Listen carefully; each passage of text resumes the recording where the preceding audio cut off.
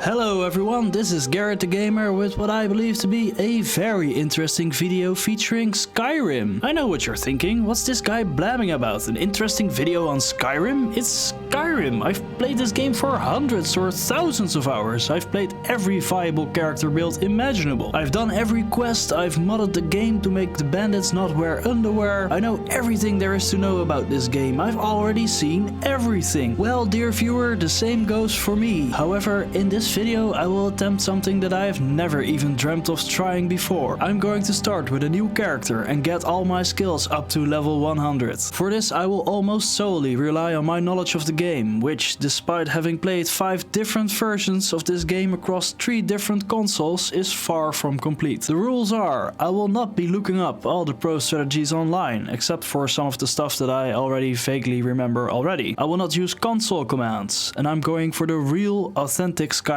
experience, whatever that may mean. So go ahead and watch my insane struggle as I grind my way to max level. This is not going to be very efficient.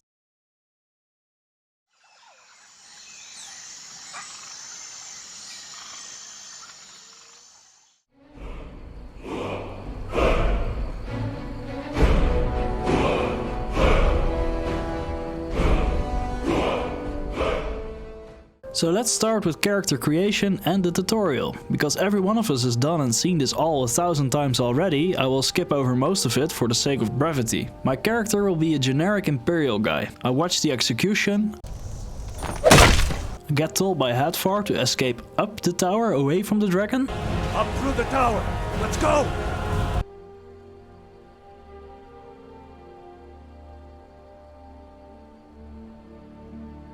I escape Helgen and head straight for Beautiful's Barrow. I get the Dragonstone, return the Golden Claw and present myself in front of Jarl Balgroove right on time for meat and sweet rolls. Nothing much to report here, except that we got pretty lucky on finding a soul trap enchantment in the very first chest that could probably contain it. Also, I killed the first dragon, just to make sure that we got these flying bastards around to make the game a bit more interesting. Also, I will be needing dragon bones. With all this out of the way, we can start the playthrough for realsies.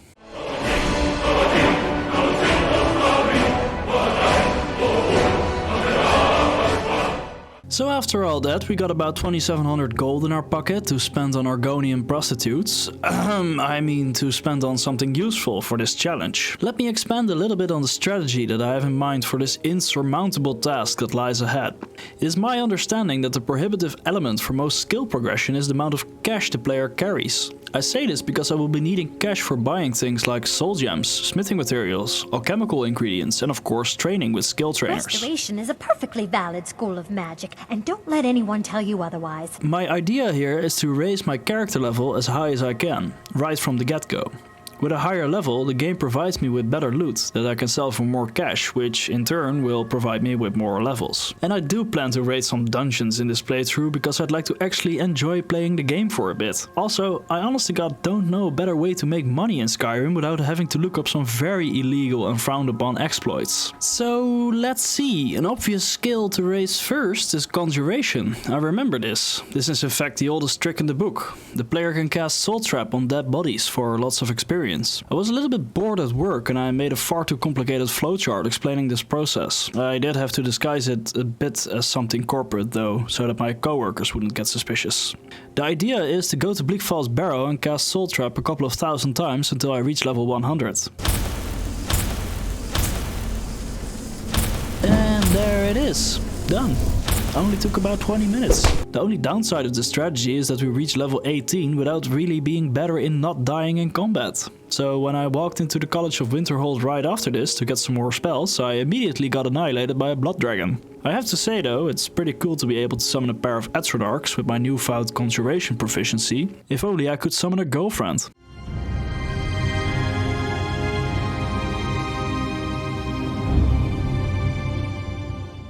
Alright, so I immediately screw up this challenge. After spending hours upon hours of raiding dungeons to get some cash, I tried leveling up smithing first. The strategy that I employed here was to buy iron ore and to craft nails from the construction materials tab, unlocked by the Heartfire expansion. This whole approach, however, was a very bad idea. After crafting thousands upon thousands of nails, I'm still absolutely nowhere. Just to give you an indication of how it's going, I just spent 6,000 gold and more time than I would like to admit to get from level 60 to 75 smithing. In fact, I'm going to do some different things first. I'm buying Breeze Home in Whiterun. Because I have the Heartfire expansion, this allows me to marry my housegirl Lydia. Now every time when I sleep in a bed with my follower present, I get the Lover's Comfort effect, which provides 15% bonus XP for all skill progression, which in fact stacks with the bonus XP from the Guardian Stones. Also, I'm finally getting some action. Another idea that I had is to get the Black Star. This is a Daedric artifact that functions as a reusable black soul gem. Now the idea is to make a sword with a basic soul trap enchantment. I can then use this sword to kill bandits. This fills up the Black Star, which I in turn can use to recharge the sword. Also, this loop provides enchanting experience, which is nice. So with these strategies in mind, I slay a few hundred bandits, craft another metric ton of nails, enchant some daggers and finally reach enchanting level 100 and smithing level 90. Why just smithing level 90, you might ask? Well, because it's still extremely tedious and I will get there a bit later and screw you. Or in fact, go nail yourself. The chopper is here! Good! How is this good? Because it is as we wish. Step 5! Skewer the winged beast!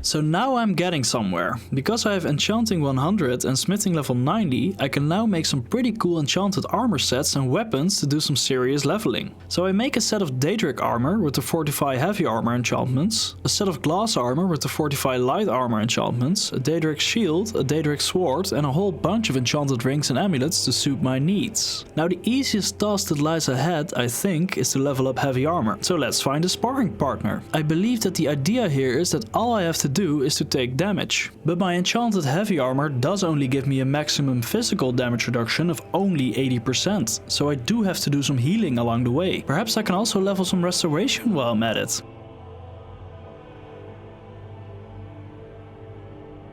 Never mind, getting restoration experience is absolutely insane. I will revisit that one later. However, partly in lieu to some interesting pathfinding on behalf of Sir Giant Pain in the Butt here, I get from level 32 to level 100 in about an hour. Next up is the block skill. The method is mostly the same. I continuously take damage from the giants and try not to die while I'm at it. I have to say though, leveling this skill really sucks. It takes a lot longer to get experience than with the previous one. Nevertheless, I get there in about 1.5 hours.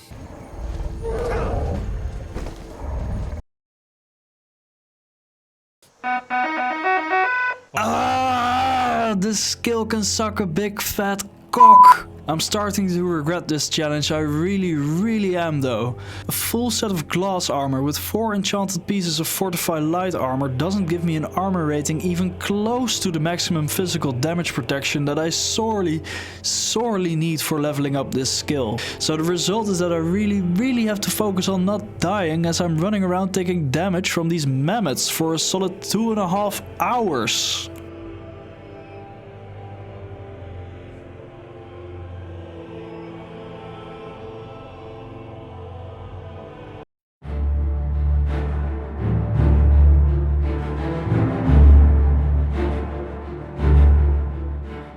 I need a break. I need an easy skill to level, something that is doable. In fact, I came across the muffle spell while digging around the College of Winterhold and realized that I could continuously cast it to level up my illusion skill. So I went home, I looked my sexy wife in the eyes and cast the spell for about 2600 times, making sure I got the lover's comfort bonus after every 5th time or so to replenish my magic. In about 10 minutes of real time, I, let's say, arrived at level 100.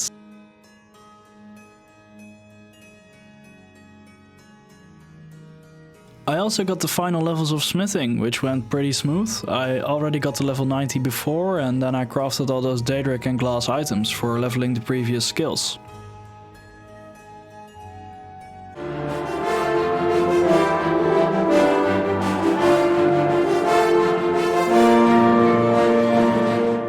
Alright, this is it. It's time to take this challenge to the next level. It's time to do alchemy. Every alchemy ingredient I came across in the game up until this point I've stored in my chest in my house. Also, let me visit every potion maker in Skyrim and buy their entire score of alchemy ingredients. Surely if I combine all of these ingredients and craft every and any potion imaginable, that will take me to level 100?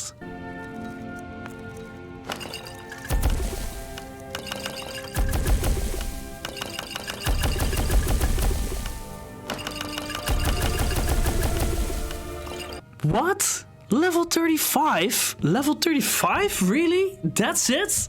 Oof. Well, it seems like I have to approach this matter a little bit differently.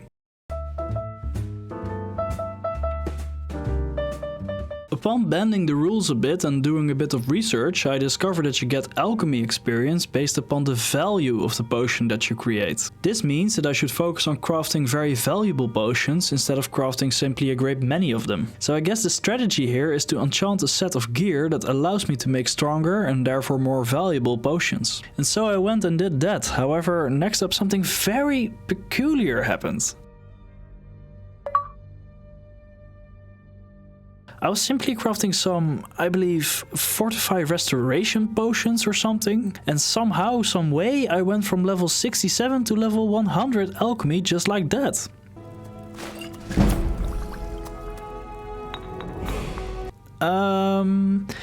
Also, I have my inventory filled with potions that are worth 250 million gold each? How did we get here? Also, I had a pretty elaborate plan in mind on how to get my bartering skill or speech to level 100. This involved setting up a Python script in order to automate wash trading on several decentralized exchanges to create artificial market volume for fundamentally illiquid assets such as Bitcoin, NFTs and enchanted daggers. However, when I went ahead and sold 2 of these super potions, I kinda reached level 100 speech just like that. Do come back.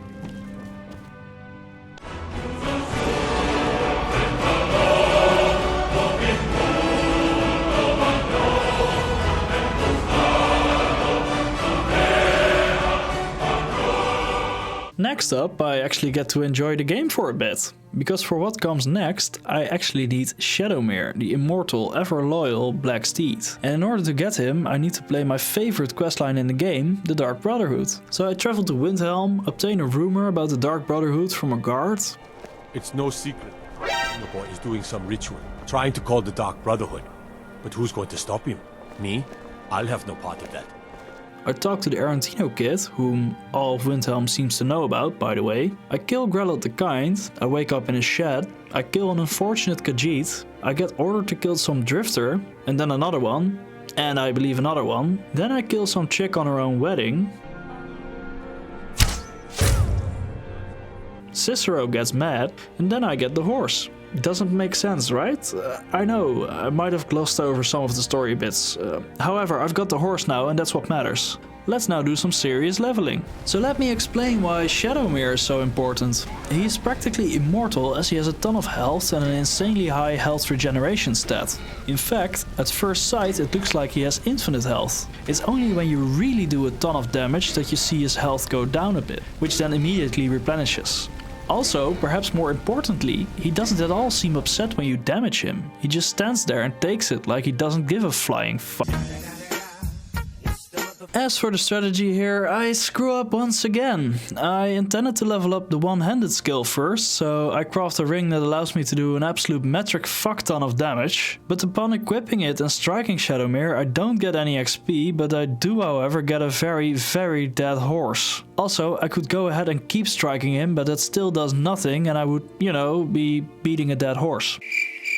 Shit. Time to reload my save file. Oh yeah, baby, this is working! Barbecuing Shadowmere in order to level up my destruction skill. And the best part is, I don't even have to do anything. I put duct tape on my mouse buttons, so I can actually grind this skill AFK. So I actually went outside for a bit. I watered the plants. I drove my Audi on the Autobahn. The Autobahn, vroom, das ist gut. I did some meditation. I cleaned my barbecue for the upcoming grilling season. And when I finally returned 2 weeks later, I was finally level 67? What? 67? That's horseshit. How can I only be level 67 after all of that?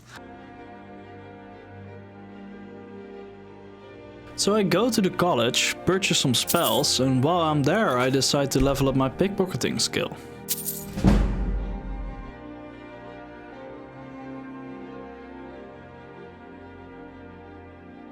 After that I get back to roasting Shadowmere with the proper spells and with my mouse buttons taped down right back into action. This time I get to level 100 in a whim. I also level up Alteration to level 100 by indefinitely holding down the mouse button to cast telekinesis. All that was additionally required for that was a 100% reduced Alteration spell cost enchantment. Easy peasy lemon squeezy.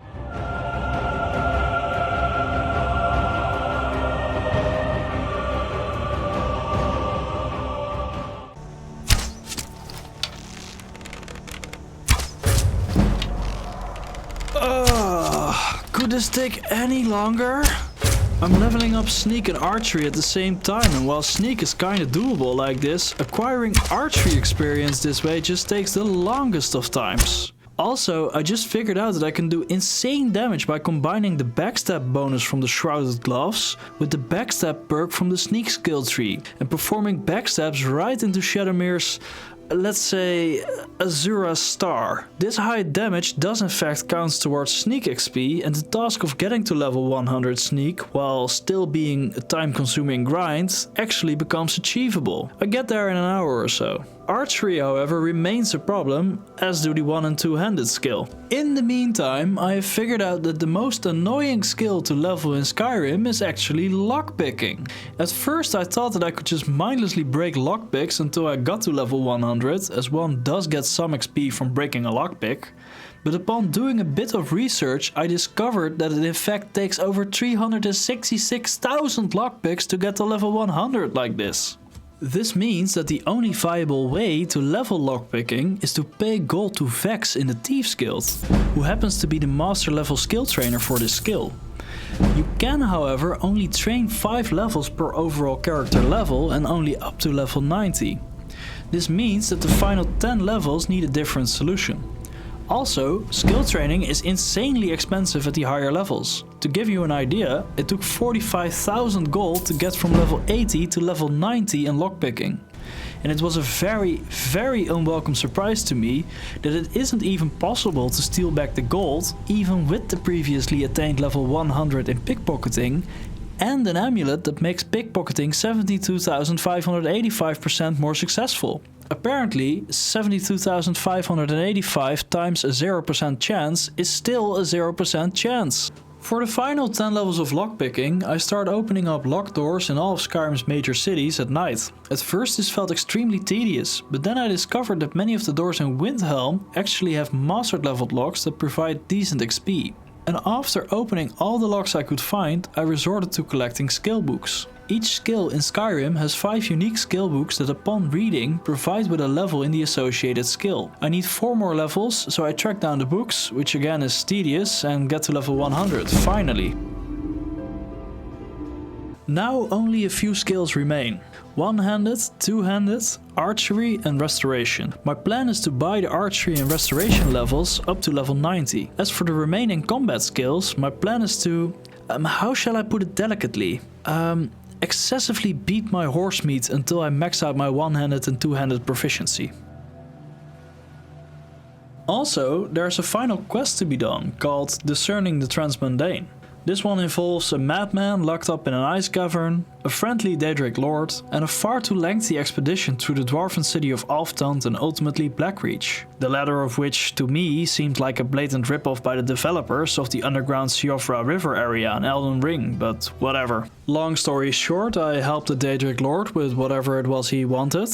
Honestly, at this point I'm way past reading the dialogue in quests, and obtained from him the Ogma Magnum, a unique skill book that in my case grants 5 levels to all combat skills. This brings my one-handed and two-handed skills to level 100 and my archery to level 95.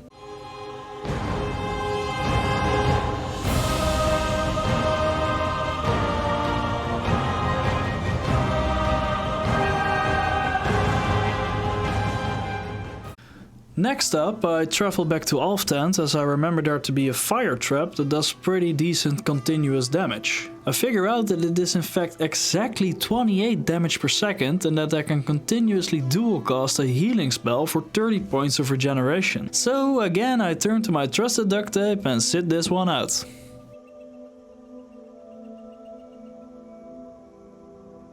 Five more skill books, that's it. I have to find 5 more skill books for archery to get to level 100 and I will have finished every skill and I shall have finished this insurmountable challenge. So I track down the first skill book, which lies in some random house in Markarth. Easy. I track down the second one, which sits in a cabinet belonging to Ayla the Huntress in the Jorvasker. Also easy. I track down the third one, which lies in the shop of the Fletcher in Solitude. Again, nothing special. Then the fourth one, in the wreck of the Brinehammer in the far reaches of the north of Skyrim. Also pretty easy. And then, there it is. Finally, behind the counter of the archery shop in Whiterun, known as the Drunken Huntsman, lies the final book. When I read it, I will be done. I will be delivered. I've already read it? What the hell, man? Seriously, you've got to be kidding me!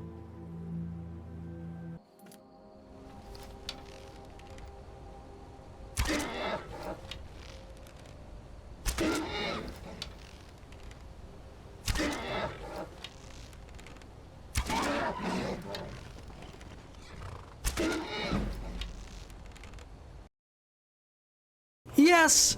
Yes! I've done it! I am level 100! I am God! It is over! It has been done!